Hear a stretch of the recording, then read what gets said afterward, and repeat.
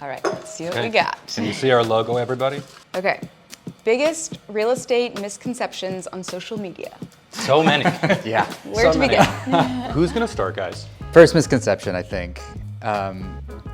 It's impossible to buy real estate in New York City. Why should you ever do that? Notably, I feel like I see this a lot from agents posting from markets that are not in New York City. We're not cheap in New York City. It can be really expensive to buy here, but I don't think it's actually as expensive to buy in New York as a lot of people make it out to be. Like, we do have a lot of first-time homeowner programs here. We have a lot of programs that'll help you reduce your closing costs, something that feel free to give any of us a call and we'd be happy to talk to you about if you're interested. Also, certain different pockets of markets that are maybe, we're not looking at the West Village, but if we're looking at other pockets and sub-markets that are maybe a little bit out further, down payments are structured differently. The way that deals are run are a little bit more kind and a little bit more affordable. Yeah, I think that's definitely true. When you see these videos saying, here's how it works in New York City, you can automatically just swipe away from that video because the neighborhoods are so nuanced here and the different product types that you can buy are so nuanced.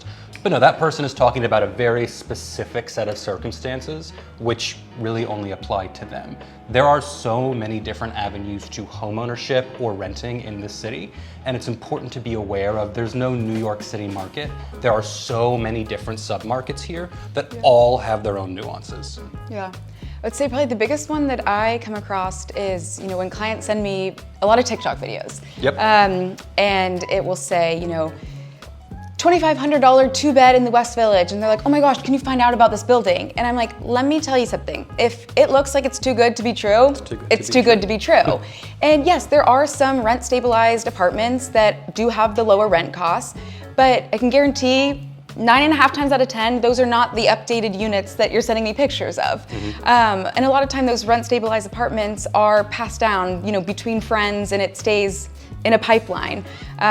So again, if you're seeing something that looks too good to be true in a video, it's too good to be true.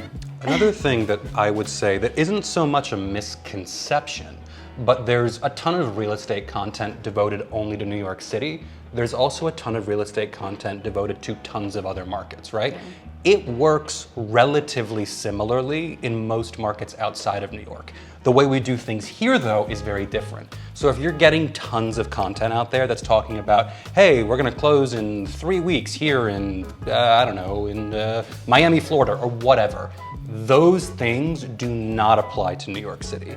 And it's one of the first questions I always talk about with people when they're coming to me. It's like, hey, are you familiar with what it looks like to buy here? Because if you're not, here's how it works. And I think folks are often shocked at how different the process is here to anywhere else. The important thing to do when you're looking at all that content is find agents like us in New York City who understand the nuances of what it takes to buy here. Because you're gonna see a lot of stuff on social media that it might not even be wrong, it just doesn't apply to what we do in New York.